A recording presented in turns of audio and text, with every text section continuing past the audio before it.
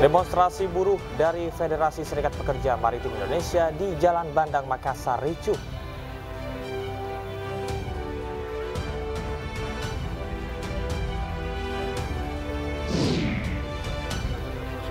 Presiden terpilih 2024-2029 Prabowo Subianto akan mendatangi KPU untuk penetapan presiden dan wakil presiden terpilih 2024-2029.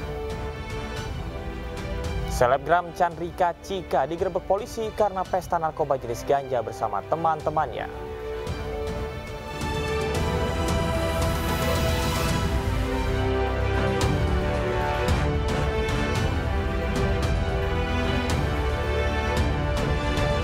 Halo, selamat pagi pemirsa. Anyus Pagi kembali hadir melengkapi informasi Anda pada pagi hari ini. Ya, selain 3 berita utama tadi, sejumlah informasi menarik lainnya juga telah kami siapkan untuk Anda. Bersama saya Galuh Pandu. Dan saya Camar Hayanda, inilah Anyus Pagi selengkapnya.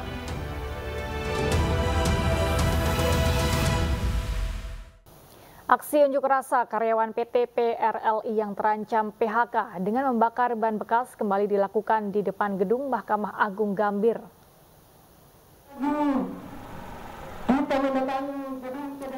Masa mendesak MA mengusut ketiga hakim yang memenangkan peninjauan kembali untuk menghindari HB yang telah ditetapkan sebagai tersangka dan masuk dalam daftar pencarian orang Barreskrim Polri. Selain berorasi, masa juga membakar ban bekas tepat di depan gedung utama gedung MA sebagai bentuk kekecewaan atas runtuhnya keadilan. Masa menilai adanya kejanggalan dalam putusan peninjauan kembali nomor 9 PK PDT Sus HKI 2024. Tidak lanjutin, maka kita akan tetap turun. Kita akan turun ke jalan untuk menegakkan keadilan agar hukum di Indonesia ini benar-benar tegak keadilan, dan juga para oknum mafia-mafia hukum kita sepakat untuk kita berantas gitu. Jadi kita akan turun sampai keadilan benar-benar ditegakkan atas putusan sengketa merek ini. Pemirsa, kericuhan mewarnai demo buruh di Makassar, Sulawesi Selatan. Demo dilakukan karena dugaan intimidasi serta PHK sepihak karyawan.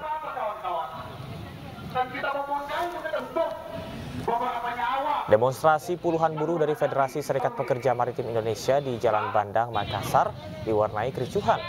Di tengah aksi protes, buruh juga melakukan bakar ban bekas serta blokade jalan. Kericuhan tidak terhindarkan, melibatkan antara pengunjuk rasa dengan aparat kepolisian yang mengawal jalannya demonstrasi.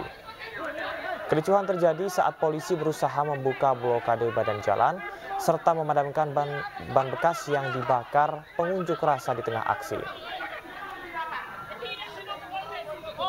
Dari teman-temannya ada rasa solidaritas untuk melakukan demo untuk meminta dipekerjakan kembali. Kemudian pada saat melaksanakan demo, mereka melakukan penutupan jalan, tapi sudah diamankan oleh teman-teman dari Polrestabes Makassar untuk dilakukan negosiasi agar tidak melakukan penutupan jalan, dan sempat melakukan pembakaran ban mobil. Sementara itu, massa yang tergabung dalam Pemuda Tangerang Berkarya mendatangi gedung Bupati Tangerang, Banten. Dengan pengawalan petugas gabungan Satpol PP dan kepolisian, massa menyuarakan aksi dukungan kepada pemerintah daerah serta mengecam aksi intimidasi oknum masyarakat terhadap PJ Bupati Andi Oni yang harus memecat para birokrat yang digadang-gadang bakal maju dalam kontestasi Pilkada November mendatang. Massa berpendapat aparatur yang ada saat ini telah bekerja di treknya masing-masing, dan mereka pun akan bersama pemerintah untuk mendukung keberlanjutan pembangunan di Kabupaten Tangerang. Kami diam karena ada pihak-pihak yang terus-menerus melakukan upaya mengintimidasi, bahkan meminta PJ Bupati Tangerang untuk memberhentikan Parodi Maisal. Bahwa apa yang disangkakan kepada Parodi Maisal itu tidak benar. Ya, prinsipnya kami datang hari ini untuk menjawab atas tuduhan-tuduhan mereka, jangan sampai terjadi karakter assassination, yaitu pembunuhan karakter. Diduga karena pengemudi salah membaca GPS, sebuah minibus yang ditumpangi satu keluarga terjun ke sungai di Mandailing Natar, Sumatera Utara.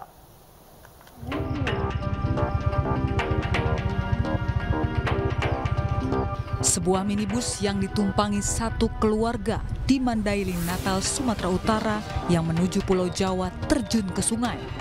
Diduga peristiwa terjadi akibat pengemudi salah membaca peta di GPS ketika melintas di wilayah Mandailing, Natal. Bukannya mendapat panduan jalan yang sebenarnya dari GPS, tepat di pertigaan Jembatan Merah, minibus justru melaju ke jalan menyempit hingga akhirnya masuk ke sungai.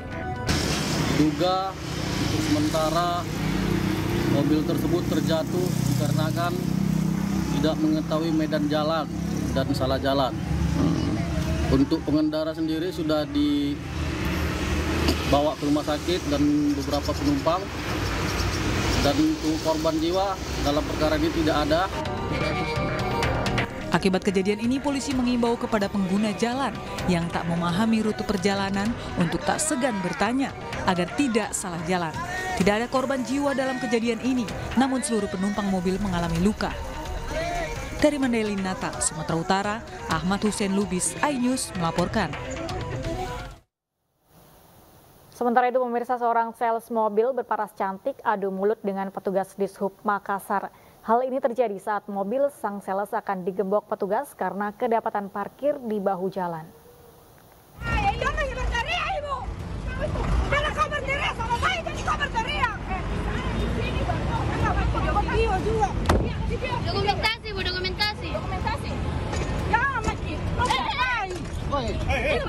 Adu mulut hingga saling dorong tak terhindarkan saat seorang sales berparas cantik berusaha menghalau petugas Dishub Kota Makassar yang hendak menggembok ban mobil miliknya yang terparkir di pinggir jalan Andi Pangeran Petarani, Kota Makassar, Sulawesi Selatan, Selasa siang.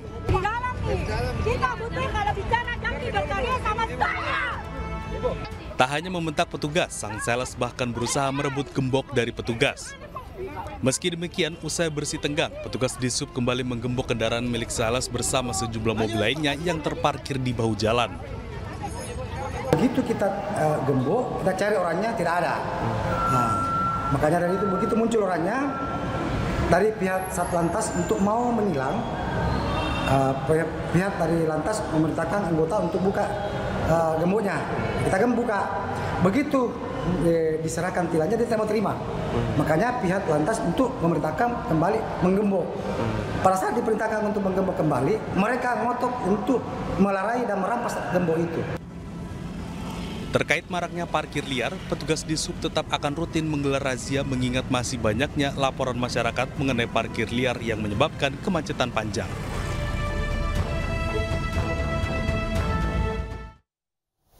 Kesal karena anak-anaknya menjadi korban peredaran obat keras tertentu, ratusan emak-emak di Dusun Jarong, Kecamatan Cilebar, Kabupaten Karawang, Jawa Barat mengamuk.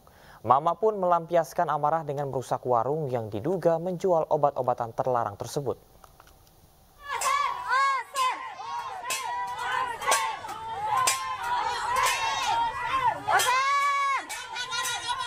Ratusan emak-emak kompak mendatangi sebuah warung yang terletak di pinggiran sungai irigasi di Dusun Jarong, Kecamatan Cilebar, Karawang, Jawa Barat.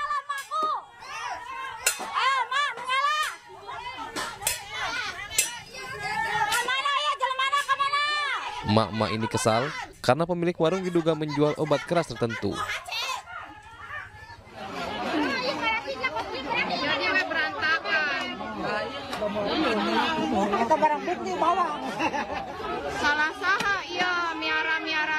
Sesampainya di lokasi, ratusan emak-emak pun melampiaskan amarah dengan merusak warung, sementara pemilik warung sudah kabur. Menurut warga, warung ini sudah lama dijadikan tempat transaksi jual beli obat keras tertentu. Warga mengaku resah karena banyak pelajar menjadi korban dan ketagihan untuk membeli. Saya juga nggak tahu persis barangnya, katanya apa sih apa suka jual-jual barang-barang gitu. Gitu apa sih? Saya juga jangankan megang, lihat juga nggak pernah. Gitu. Katanya TM, nggak tahu dari singkatan apa TM. Gitu. Tapi ini mah banyak anak-anak yang sering ngumpul di sini gitu ya? Enggak. Oh enggak. Enggak, cuma belok dikit sebentar berangkat gitu, ada satu dua orang lah gitu. Akibat kejadian ini, satu buah warung yang dijadikan tempat transaksi dan sebuah warung gado-gado hancur. Sementara pihak kepolisian masih menyelidiki kasus ini. Dari Karawang, Jawa Barat, Rudi Setiawan, iNews melaporkan. Pemirsa, polisi meringkus pelaku pembunuhan seorang wanita hamil di sebuah ruko di Jalan Boulevard Raya, Kelapa Gading, Jakarta Utara.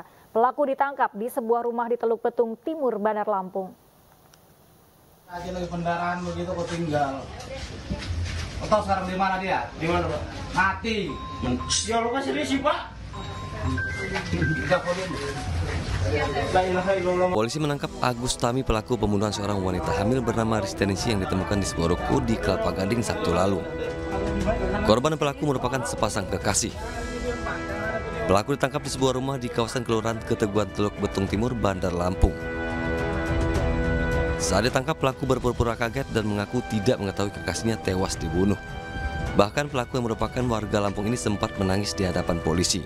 Artinya memang pelaku itu warga Lampung ya? Ya, memang dari kelahiran dia Teluk Betung Barat dan tinggal di Teluk Betung Timur. Kalau untuk proses penyidikan artinya bukan di sini, Bang ya? Ya, penyidikan dilakukan di Polsek Kelapa Gading. Tadi saya sudah koordinasi dengan Kapolseknya membenarkan penangkapan tersebut dan saat ini sedang diproses di Polsek Kelapa Gading. Pelaku langsung dibawa ke Mapolsek Kelapa Gading, Jakarta Utara untuk dilakukan proses penyidikan. Selain pelaku, polisi juga menyita pakaian dan handphone korban yang hilang dari lokasi kejadian. Polisi masih mendalami motif pelaku membunuh korban. Untuk sementara keterangan dari pelaku, dia mengakui perbuatannya. Pelaku diamankan di rumah keluarganya. Nanti disampaikan pada saat press release.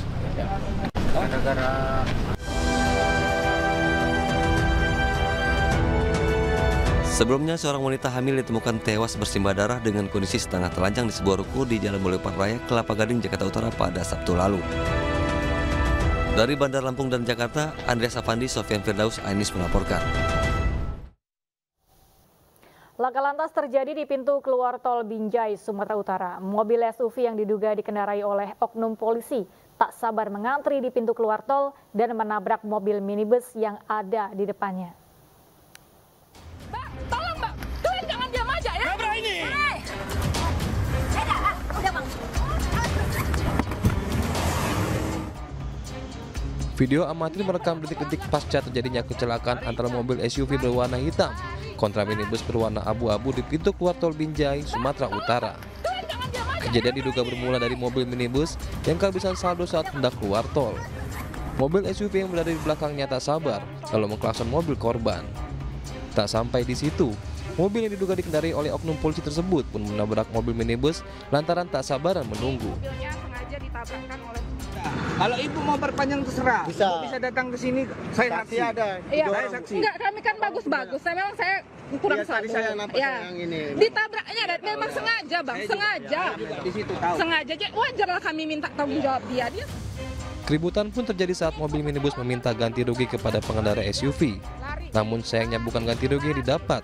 Pengendara SUV malah mundur dan menabrak kembali mobil lalu kabur. Diduga pengemudi arogan tersebut adalah anggota polisi, karena saat terlibat cekcok, pengemudi mengeluarkan kartu anggota dan sepucuk senjata.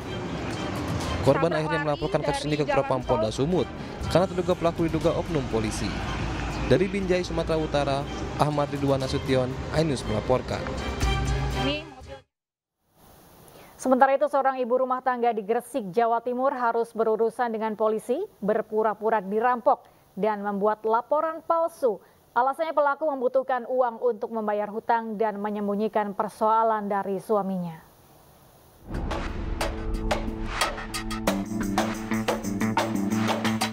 Seorang ibu rumah tangga, AS, 24 tahun, melapor ke polisi karena menjadi korban perampokan di rumahnya di Desa Suci, Kabupaten Gresik, Jawa Timur.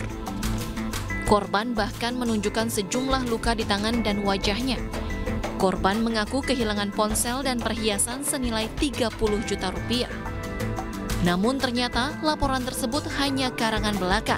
Usai melakukan olah TKP dan mengecek kamera pengawas, polisi tidak menemukan sosok yang mencurigakan.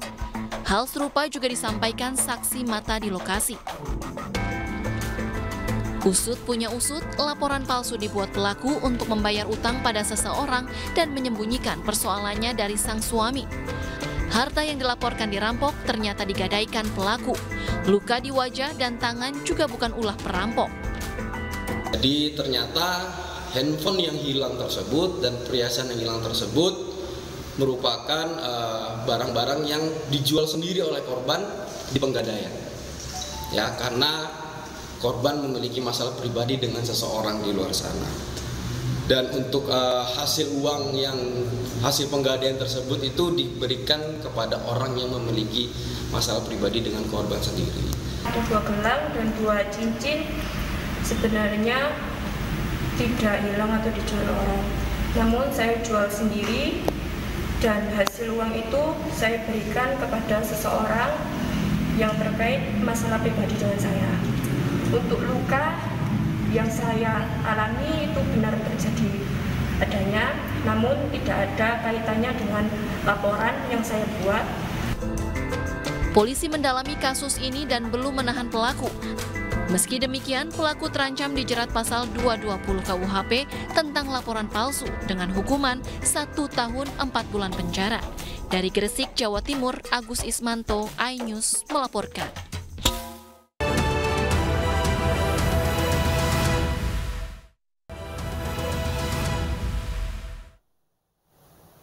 Anda kembali menyaksikan iNews Pagi. Pemirsa, selebgram Chandrika Cika digerebek polisi karena terbukti mengkonsumsi narkotika jenis ganja. Mantan pacar Thorik Halilintar ini ditangkap bersama 5 orang temannya di salah satu hotel di Setiabudi, Jakarta Selatan.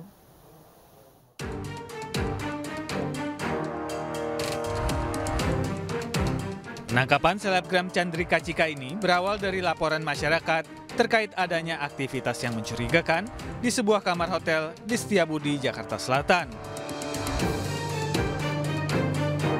Polisi yang melakukan penggerebekan menemukan 6 orang muda-mudi yang terdiri dari 3 orang pria dan 3 orang wanita yang tengah pesta narkoba.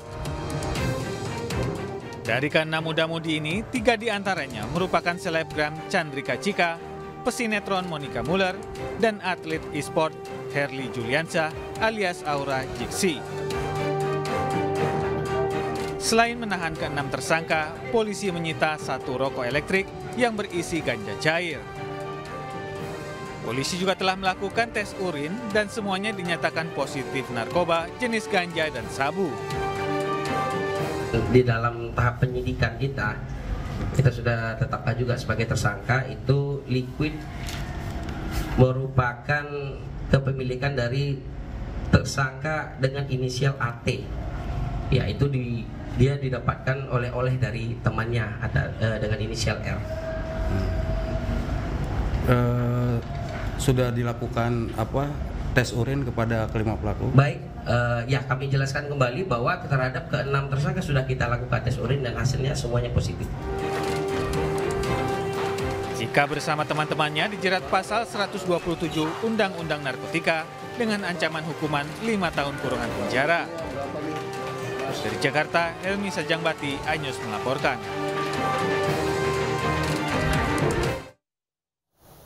Pemirsa, diduga tersangkut kasus penggelapan sepeda motor rumah pedangdut Via Valen di Sidoarjo, Jawa Timur digeruduk warga. Warga meminta pertanggungjawaban keluarga Via Valen terkait dugaan penggelapan motor yang dilakukan sang adik kandung Via Valen.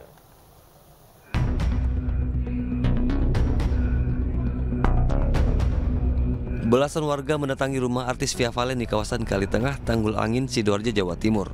Warga hendak meminta pertanggungjawaban kepada adik Via Valen, yaitu Raffi, yang diduga menggelapkan sepeda motor milik seorang warga bernama Adit.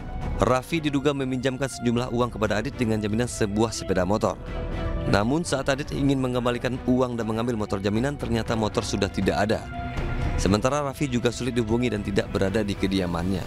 Saat dikonfirmasi oleh pihak kepolisian, Raffi dan keluarga ternyata sedang berada di Surabaya. Kali ini Mas Adit ini ganti sepeda motor kepada saudara Raffi. Jadi janji waktu itu diambil 2 bulan dan ketika mau diambil belum sampai 2 bulan, hanya 1 minggu ketika motor itu mau diambil, motor itu sudah tidak ada. Nah, setelah itu Mas Adit datang ke rumahnya saudara Raffi, tapi tidak disambut dengan baik. Yang pertama itu. Yang kedua, Mas Adit, Mas Raffi sendiri itu sudah tidak ada di rumah. Sudah kami bisa berkoordinasi, ternyata beliaunya ada di Surabaya, satu keluarga.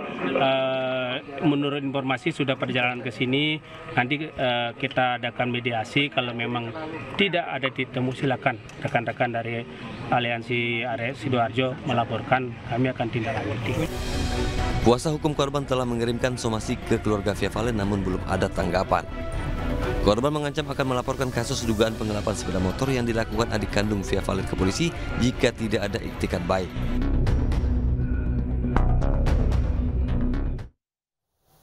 Kita beralih ke informasi lainnya. Pemirsa, Presiden Joko Widodo menanggapi hasil putusan sidang Mahkamah Konstitusi yang menolak gugatan Pilpres yang diajukan kubu Capres nomor urut 1 dan 3. Jokowi menyampaikan sangat menghormati putusan Mahkamah Konstitusi.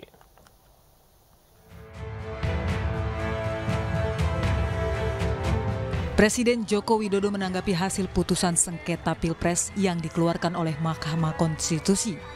Jokowi mengatakan pemerintah menghormati hasil tersebut, terutama putusan MK bersifat final dan mengikat.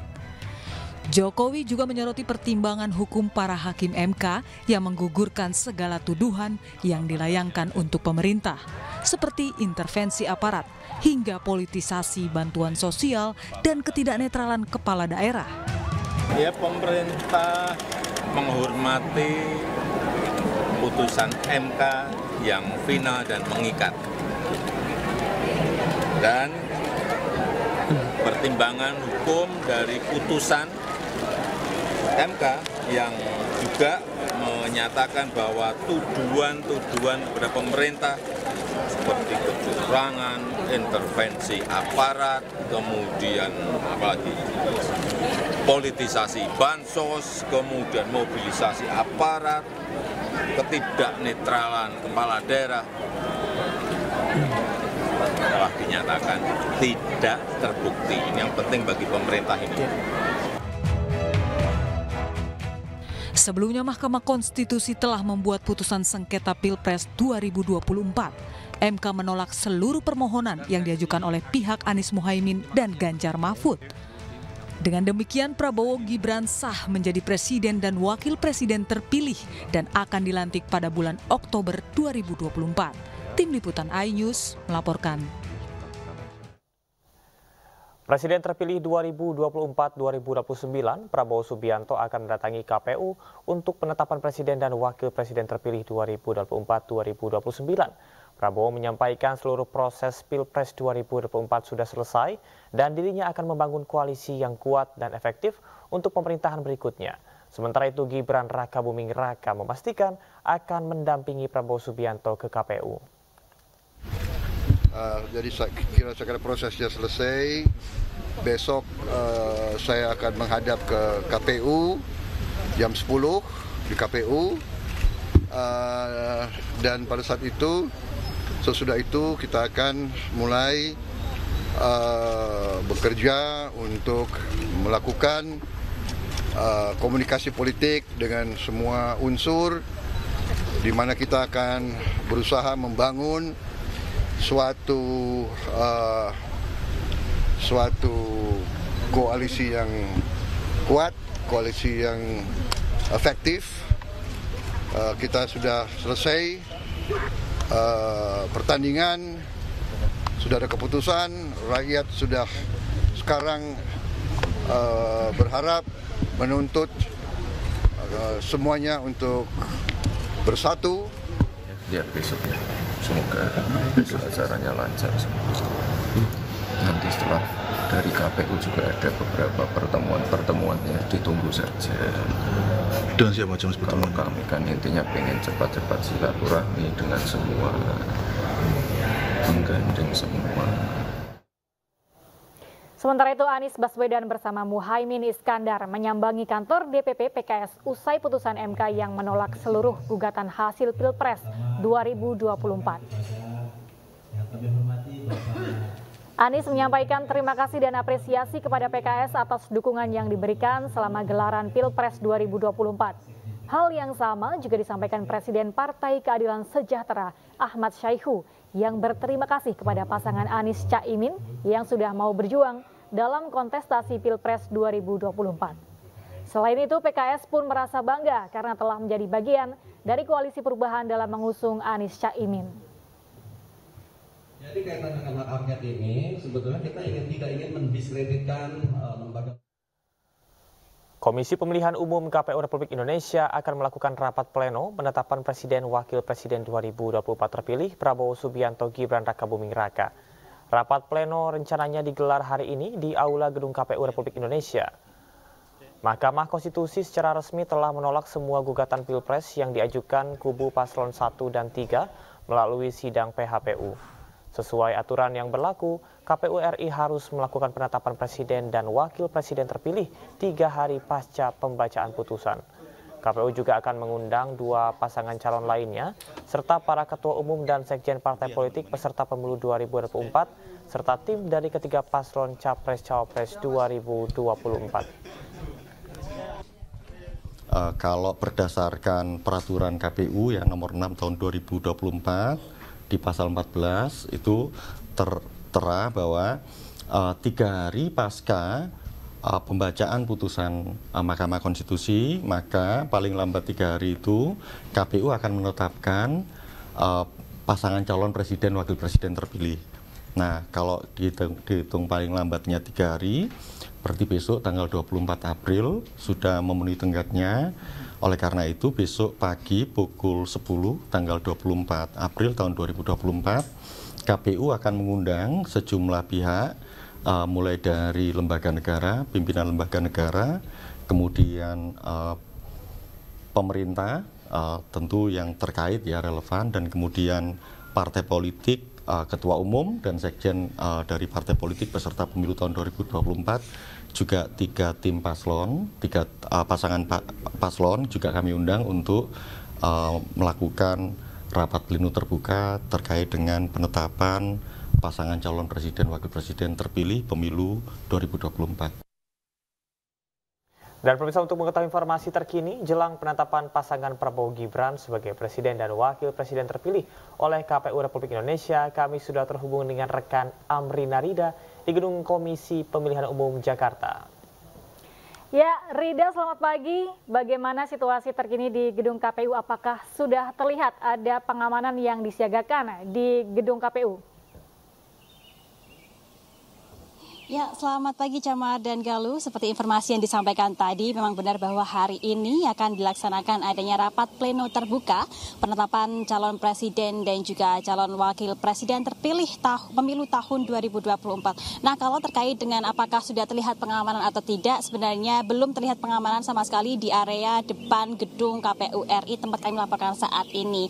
Memang informasinya akan ada sejumlah personel keamanan yang dikerahkan tentunya untuk mengamankan proses penetapan hari ini, namun untuk dini hari ini kami belum melihat ada personil keamanan yang merapat begitu. Tapi memang kalau kita berkaca pada kegiatan-kegiatan di gedung KPU RI beberapa waktu yang lalu, ini sudah dipastikan pasti ada personil keamanan yang akan mengamankan, baik itu dari pihak kepolisian maupun juga dari pihak KPU RI sendiri. Nah, sekarang yang sudah terlihat ini adalah sejumlah barikade atau pagar-pagar pembatas yang sudah dipasang begitu oleh pihak pengamanan di area Jalan Imam Bonjol depan gedung KPU RI. Dan informasi bagi pemirsa ini bahwa untuk Jalan Imam Bonjol di depan gedung KPU RI ini sekarang sudah ditutup total begitu dari kedua ruas. Ini sudah ditutup, artinya nantinya dari pihak masyarakat ini baik itu kendaraan pribadi maupun juga transportasi umum tidak dapat melintasi area di Jalan Imam Bonjol ini, dan diharapkan nanti apabila memang akan melaksanakan aktivitas begitu melalui area Jalan Imam Bonjol, maka diharapkan masyarakat ini bisa mencari jalan alternatif lain. Dan Camar dan juga Galuh, penetapan dari Prabowo Subianto dan Gibran Rakabuming Raka yang dilaksanakan pada hari ini sebenarnya disesuaikan dengan adanya peraturan KPU, yakni pasal 14 PKPU nomor 6 tahun 2024, di mana dalam peraturan tersebut disampaikan bahwa untuk penetapan ini harus dilaksanakan maksimal 3 hari pasca sidang putusan MK. Yang mana kita ketahui bersama bahwa untuk sidang putusan MK ini sudah dilaksanakan pada 22 April yang lalu, di mana dalam sidang putusan tersebut Mahkamah Konstitusi ini menolak permohonan PHPU baik dari paslon nomor urut 1 dan juga paslon nomor urut 3. Dan dalam sidang putusan tersebut Mahkamah berpendapat bahwa permohonan gugatan yang diajukan kedua pemohon ini tidak memiliki alasan secara hukum dan ditolak secara seluruhnya. Artinya untuk terkait dengan putusan tersebut, Prabowo Subianto dan Gibran Rakabuming Raka inilah yang akan menjadi presiden dan wakil presiden terpilih pemilu tahun 2024. Nah, Camat dan juga Galuh, untuk proses penetapannya sendiri ini selain Prabowo Subianto dan Gibran Rakabuming Raka yang sudah dipastikan hadir, ini dari pihak KPU RI sendiri sebenarnya juga telah mengkonfirmasi, telah mengirimkan undangan kepada sejumlah pihak. Di antaranya adalah kepada paslon nomor urut 1 Anies Baswedan dan Muhaimin Iskandar, dan juga paslon nomor urut 3 Ganjar Mahfud ini sudah dikirimkan undangan untuk bisa mengikuti proses penetapan pada hari ini. Selain itu dari pihak KPU RI pun juga telah mengirimkan undangan begitu kepada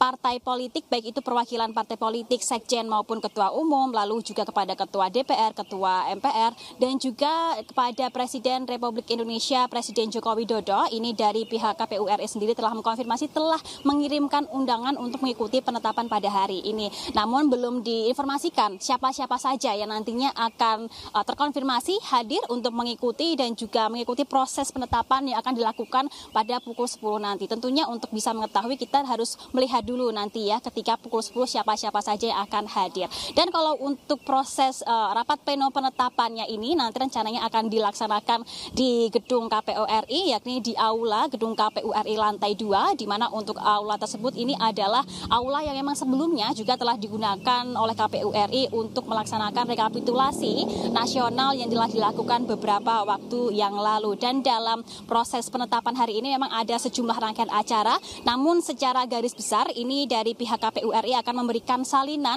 keputusan penetapan pasangan calon presiden dan calon wakil presiden terpilih pemilu tahun 2024, di mana salinan keputusan tersebut akan diberikan kepada Prabowo Subianto dan Gibran Rakabuming Raka, lalu juga akan diberikan kepada perwakilan pemerintah, perwakilan peserta pemilu, dan juga perwakilan lembaga negara. Dan rencananya nanti Prabowo Subianto dan Gibran Rakabuming Raka akan diberikan waktu untuk memberikan pidato terkait dengan penetapan hari ini. Apabila nanti memang dari Prabowo Subianto dan Gibran Rakabuming Raka ini akan memberikan pidato, maka ini akan menjadi pidato perdana begitu kemunculan keduanya secara bersamaan sejak sidang putusan MK. Karena sejak sidang putusan MK kemarin ini baik dari Prabowo Subianto dan Gibran Rakabuming Raka belum terlihat muncul di publik secara bersamaan. Kalau untuk kami melihat dan juga mendengar informasi dari pihak Komisioner KPU RI, ini sebenarnya untuk rapat pleno ini sifatnya terbuka dan bisa dilihat di YouTube channelnya KPU RI. Camat dan juga Galuh. Baik, terima kasih rekan Apri Narida melaporkan langsung dari Gedung KPU Republik Indonesia di Jalan Imam Bonjol, Jakarta Pusat. Selamat bertugas kembali, salam sehat. Pemirsa, Ketua Kuasa Hukum PDI Perjuangan meminta KPU menunda penetapan Prabowo Gibran sebagai pemenang Pilpres hari ini. Ya, pasalnya PT UN memutuskan melanjutkan persidangan tuntutan PDIP adanya dugaan pelanggaran administrasi oleh KPU pada Pilpres 2024. Kami mencoba untuk menelusuri bahwa ada pelanggaran oleh pejabat negara yang bernama KPU. Ya, baik, apakah ada pelaksanaan pemilu yang dilakukan oleh penguasa aparatur negara yang menyimpang? Ini tugas kami. Sehingga apa yang kami ajukan adalah satu proses yang bermuara pada apa yang disebut sebagai gestur handlingan bahasa hukum administrasi. Apa ada kekuasaan pemerintahan yang menyimpang dengan ketentuan lain, yaitu apakah ada onreh mateh of hesdap, itu bahasa hukum yang terjemahannya adalah apakah ada perbuatan yang dilaksanakan oleh penguasa yang menyimpang dalam proses pemilu. Nah, kami mengejar lagi. Oleh karena itu, kalau yang satu undang-undang PT UN ada pelanggaran-pelanggaran apa sehingga hasil pemilunya berubah atau ada konflik lainnya, juga kalau proses pemilunya melalui pandangan yang apakah ada pelanggaran proses, kami adalah kepada orangnya yaitu gestir handling tadi, yaitu KPU dan hal ini melakukan berbagai pelanggaran. Ini kira-kira. Kami harapkan agar putusan hari ini yang memberi ruang hukum untuk melakukan prosesnya, yaitu harapan kami KPU harus bisa menyadari, KPU harus tertib hukum, supaya hukum itu bisa berdaulat di negara ini, yang menunda penetapan pasangan yang dianggap menang, yang sudah final and binding, yang tidak begitu utuh, karena masih ada persoalan baru yang dipersoalkan di pengadilan lainnya, yaitu pengadilan tata usaha negara, yang akan menyidangkan apakah ada pelanggaran, apakah ada pembiaran. Itu kira-kira. Pasca putusan MK, manuver politik semakin gencar dilakukan. Publik menanti akankah rekonsiliasi terbangun atau banyak yang memilih untuk oposisi.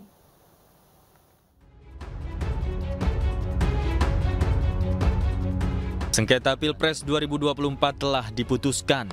Palu Hakim telah memutuskan menolak segala permohonan yang diajukan oleh pihak Anies Muhaimin dan Ganjar Mahfud. Namun konstelasi politik dinilai masih tinggi. Saat ini, manuver politik para kontestan pemilu bisa saja terjadi.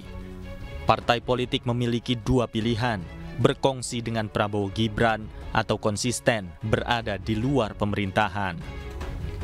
Sebelumnya, Capres Ganjar Pranowo mengapresiasi dan menghormati hasil putusan sidang sengketa Pilpres 2024. Hal ini dinilai bisa menjadi sinyal koalisi dan rekonsiliasi antar kubu bisa terlaksana. Hakim majelis saya apresiasi yang pertama menerima proses dari awal dan kemudian menyidangkan sampai kemudian tadi diputuskan dan ada dissentingnya. Yang menarik dalam catatan kami adalah dalam dissenting itu disampaikan bahwa eksepsi-eksepsi yang ada ditolak. Maka hakim akan mengadili. Hakim tidak hanya bicara kalkulator, lebih bicara substantif, bahkan tadi Pak Arief sampai mengabulkan. Maka artinya nurani hakim punya ruang sendiri untuk bisa mengekspresikan dalam bentuk putusan. Dan saya kira ini adalah proses panjang yang harus kita hormati. Tidak hanya Ganjar, kubu Anies Muhaimin juga mulai bermanuver. Anies diketahui bertandang ke markas Partai Nasdem yang sebelumnya telah disambangi oleh Prabowo Subianto. Meski tidak secara eksplisit disebutkan, namun Anies dinilai berpotensi besar merapat ke dalam koalisi yang dibangun bersama Nasdem. Apapun manuver politik dan konsolidasi yang dilakukan pasca putusan MK, publik menerka-nerka apa langkah selanjutnya. Mungkinkah rekonsiliasi akan tercipta atau masing-masing kubu tetap mempertahankan ego politiknya dan memilih berada di luar koalisi Prabowo Gibran. Dari Jakarta, Tim Liputan iNews melaporkan. Pemirsa, menjelang Pilkada Serentak 2024, sejumlah partai politik telah membuka pendaftaran calon kepala daerah. Pemungutan suara Pilkada Serentak 2024 dilakukan pada 27 November 2024. Salah satu partai politik yang membuka pendaftaran calon kepala daerah yakni Partai Hanura. Hal ini disampaikan Ketua Umum Hanura, Usman Sabta di kantor DPP Hanura, Menteng, Jakarta Pusat. Calon kepala daerah dilakukan mulai Bupati, Wakil Bupati, Wali Kota, Wakil Wali Kota, dan Gubernur serta Wakil Gubernur. Nantinya Partai Hanura akan menyeleksi seluruh calon kepala daerah yang berkomitmen untuk membangun daerah. Saat ini berbagai persiapan telah dilakukan dengan menyiapkan fit and proper test oleh tim penyeleksi dari pusat khususnya bagi bakal calon gubernur dan wakil gubernur.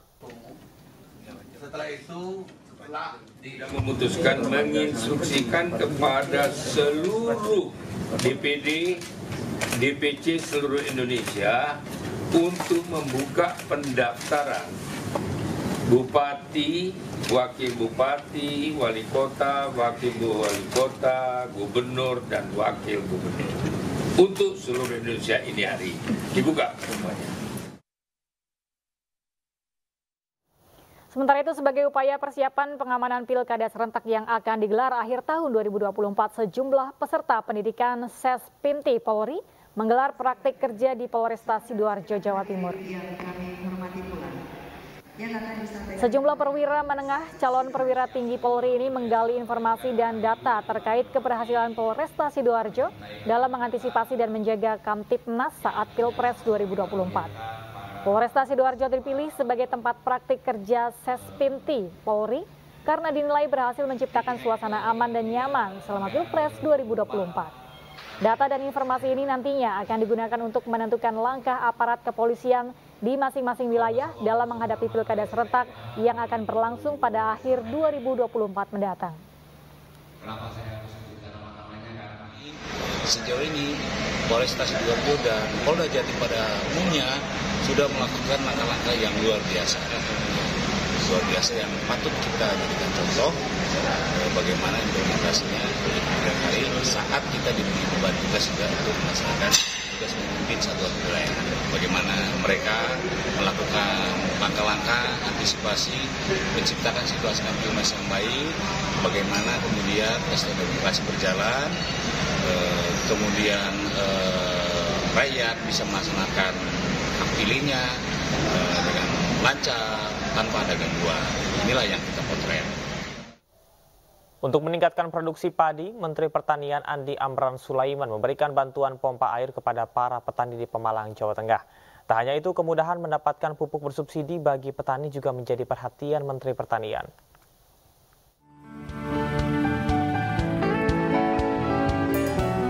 Kebutuhan pangan dunia terus meningkat di tengah kekhawatiran krisis pangan dunia, hingga digencarkan peningkatan produksi pertanian terutama padi dan bahan pangan di dalam negeri. Untuk itu, Menteri Pertanian Andi Amran Sulaiman memberikan bantuan pompa air kepada para petani di Desa Kandang, Kecamatan Comal, Kabupaten Pemalang, Jawa Tengah. Ini sangat ironis negeri kita. Satu sisi sawah ini butuh air, oke. Di sisi lain air melimpah, tapi tidak pernah ketemu. Akhirnya air ini yang melimpah mengalir sampai ke lautan. Kemudian ini kekeringan, sehingga solusinya adalah mempertemukan air dengan orang yang sementara tanam adalah orang yang bertani adalah pompanisasi. Inilah solusi cepat. Bayangkan kalau ini bergerak semua sesuai hitungan kita tadi, itu bisa meningkatkan 1,2 juta ton beras. Menteri Pertanian juga menyerahkan bantuan bibit padi kepada sejumlah gabungan kelompok petani. Kawasan ini menjadi salah satu tempat yang mendapatkan perhatian karena ratusan hektar lahan sawah belum maksimal diolah petani. Ya senang kan karena tidak beli terus dapat bantuan, Pak. Bantuannya apa, Pak? Padi. Pak, selama ini pengairannya pakai apa? Tak ada hujan, Pak. Ada hujan. Kalau sekarang ada bantuan, mungkin pakai diesel, Pak. Pakai diesel, pompa ini ya? Iya, betul. Kalau dengan pompa bisa berapa kali panen? Mungkin bisa 2 kali, 3 kali, Pak. Kalau sekali panen biasanya dapat? Itu 6 ton per hektar ya.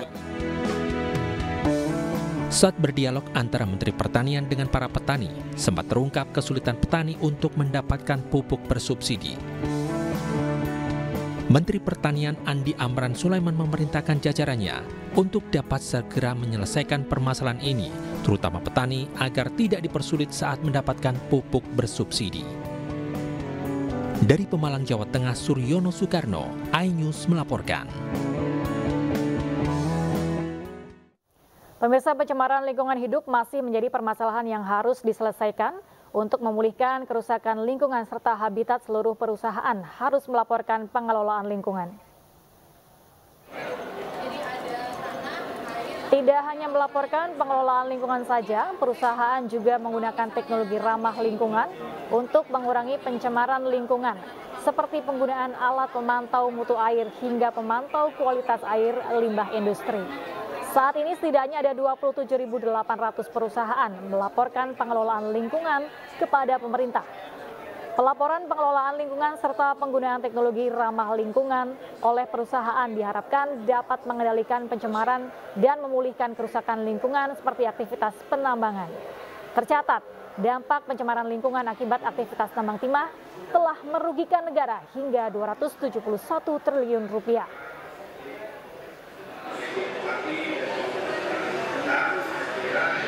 Kepada jajaran aparat pemerintah terutama ya, jajaran lingkungan hidup, bahwa memang tidak bisa dihindari, harus berpikir tentang teknis dan metodis.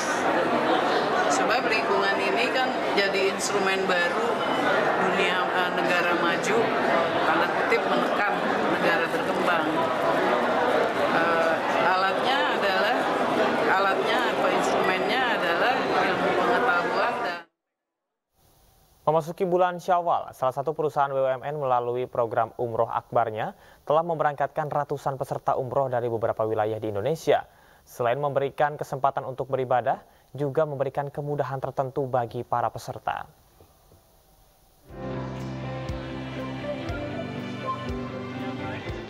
PT Pegadaian memberangkatkan 344 jemaah umroh dalam program Umroh Akbar dari 4 titik di Indonesia, yakni Surabaya, Medan, Makassar, dan Jakarta. Kegiatan yang digelar di bulan Syawal 1445 Hijriah ini diikuti oleh karyawan Pegadaian, keluarga, serta nasabah Pegadaian. Alhamdulillah yang tahun ini kita ada 4 titik keberangkatan, jumlah sekitar 340-an orang gitu ya. 60% itu internal dan keluarga Pegadaian, yang 40% itu adalah nasabah Pegadaian. Ada di titik Makassar, ada di titik Surabaya, ada di titik Medan, dan ada di titik Jakarta. Nah, pemberangkatan ini sudah 3 hari berarti, 22, 23, dan 24. Hari ini adalah kloter terakhir. Jadi dari 8 kloter keseluruhan 344 jamaah. Program umroh di bulan Syawal PT Pegadaian ini mendapatkan apresiasi dari jemaah umroh. Pegadaian ini melalui produknya Alum Safar, yaitu kita bisa umroh atau haji dengan Pegadaian. Jadi kita sangat percaya gitu ya, apalagi travel yang ditunjuk oleh Pegadaian juga memberikan servis yang excellent tentunya. Nah, tentunya kepercayaan kita kepada instansi yang dalam tanda kutip BUMN gitu ya, tentu ini juga menambah kepercayaan kita akan positifnya kita berangkat untuk umroh. Produk Pegadaian Syariah Pembiayaan Wisata Religi ini bekerja sama dengan PT Go Halal Go Syariah Indonesia dan mitra travel agent terpercaya dengan skema Gadai Syariah. Dengan skema ini, nasabah bisa beribadah sambil berwisata dengan aman dan nyaman. Tim Liputan iNews melaporkan.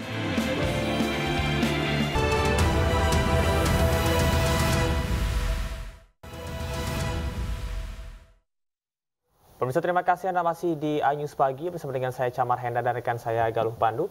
Kita ke informasi lainnya dalam dialog bersama Aiman Wicaksono. Andi Malarangeng beradu pendapat dengan Rocky Gerung terkait hasil keputusan MK yang menetapkan Prabowo Gibran sebagai presiden dan wakil presiden terpilih. Ya, Andi Malarangeng menilai keputusan MK wajar, sementara Rocky menilai ada pihak yang merekayasa putusan MK. Melampaui the difference dari para kandidat. Itu yang tidak kita lihat dalam kesaksian, baik saksi-saksi maupun para ahli. Karena itu wajar saja kemudian ditolak semua argumen-argumen itu, termasuk soal bansos dan sebagainya. Karena, nah, bagi kita sekarang kita bisa berdebat, bebas kita berdebat, termasuk Bung Rocky tadi bicara tentang logikanya. Walaupun saya tidak sependapat juga dengan Bung Rocky, karena bagi saya itu hipotesis Bung Rocky, berdasarkan logika yang dikembangkan oleh Bung Rocky. Tapi kan begitu kan? Hipotesis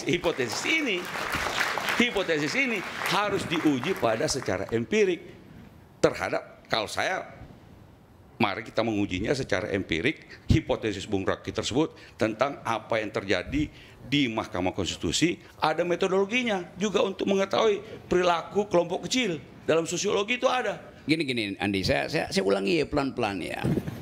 Kan yang diajukan di kita adalah variabel yang sifatnya politis bahkan itu. Kapan dia bisa dibuka sebagai data tuh? CIA itu baru buka datanya itu 25 tahun.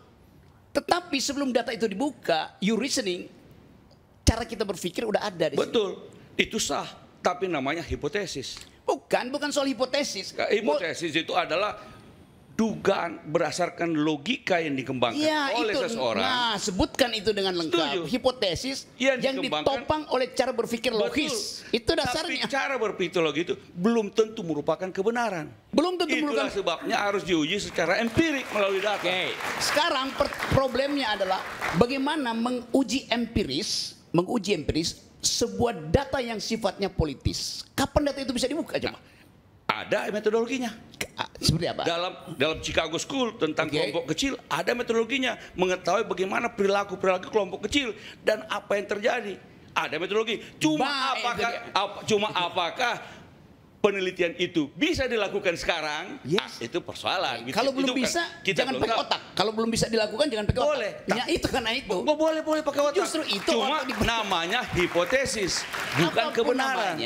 Apapun, saya tidak bilang kebenaran. Saya bilang tadi, I'm doing guesstimation, guessing by estimation. Kalau itu hak Rocky, boleh. Walaupun kita bisa berbeda pendapat. Boleh berbeda. Kan begitu kan? Ini ya. Tapi gini nih. Cara membatalkan saya adalah pakai counter logic, bukan pakai moral. Itu soalnya.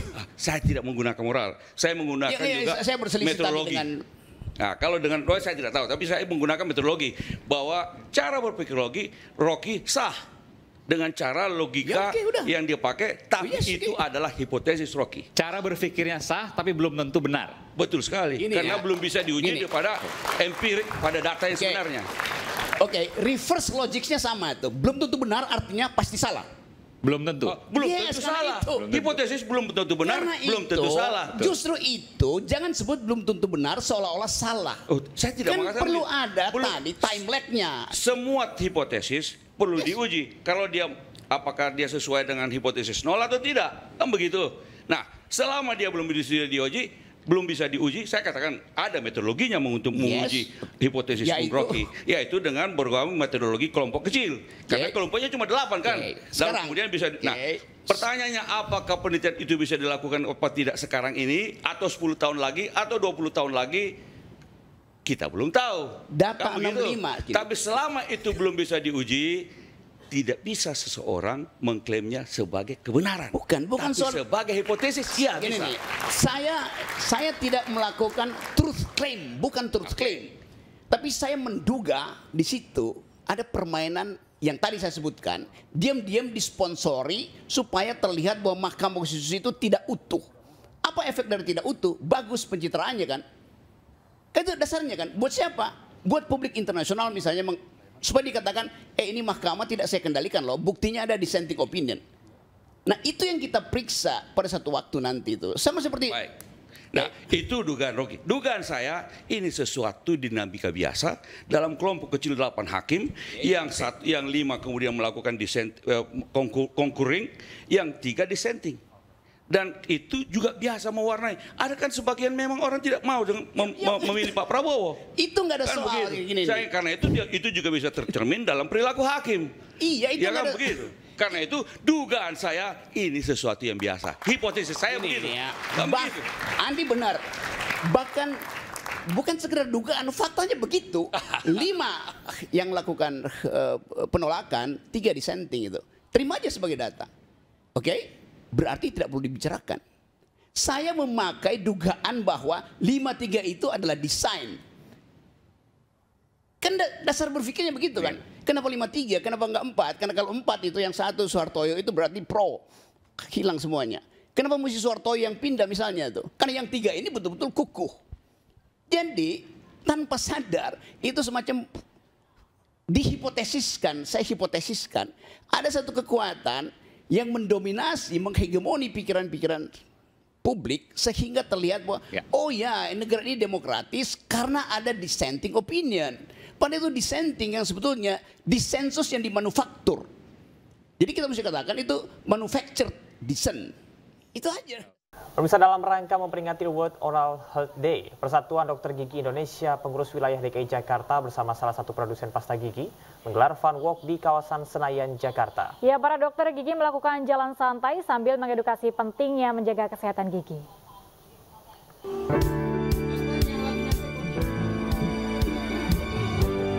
Persatuan Dokter Gigi Indonesia (PDGI) pengurus wilayah DKI Jakarta bersama Sensodyne Indonesia menggelar 5K Fun Walk 2024 pada Minggu pagi 21 April 2024 di kawasan Senayan, Jakarta. Pada kegiatan Fun Walk 2024 ini, para dokter gigi melakukan jalan santai dengan jarak 5 km sambil mengedukasi pentingnya menjaga kesehatan gigi serta masalah gigi ngilu akibat kondisi gigi sensitif di sekitaran FX Sudirman. Setelah itu dilanjutkan dengan aktivitas senam untuk pendinginan pasca jalan sehat. Dalam kesempatan yang sama, Sensodyne bersama PDGI pengurus wilayah DKI Jakarta juga mengadakan kegiatan edukasi gigi hingga pengecekan kesehatan gigi secara gratis kepada masyarakat. Kita membangun sebuah kerjasama untuk kesehatan semua ya. Secara umum memang saya pikir Fun Walk ini menjadi penting. Masyarakat sehat, produksinya akan semakin bagus, negaranya bisa sehat, bisa produktif ya. Itu saya pikir yang penting. Nah ini kolaborasi antara pengurus wilayah DKI dengan beberapa teman ya, termasuk Sensodyne. Kegiatan ini akan terus dilakukan ke depannya demi menjaga kesehatan gigi masyarakat Indonesia. Dari Jakarta, Rizky Ihwal, iNews melaporkan.